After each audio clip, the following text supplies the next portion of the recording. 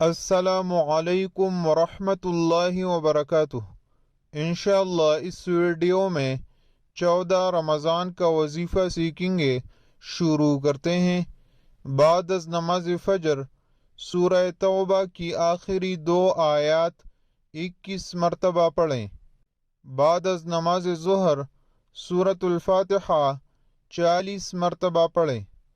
بعد از نماز عصر دعائے کرب و نجات 25 مرتبہ پڑھیں۔ دعا کو سماعت فرمائیں۔ لا الہ الا انت سبحانک انی کنت من الظالمین۔ بعد از نماز مغرب پنجم کلمہ استغفار 100 مرتبہ پڑھیں۔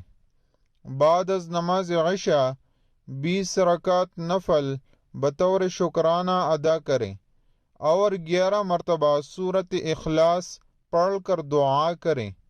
اس ویڈیو میں اتنا ہی۔ اللہ حافظ۔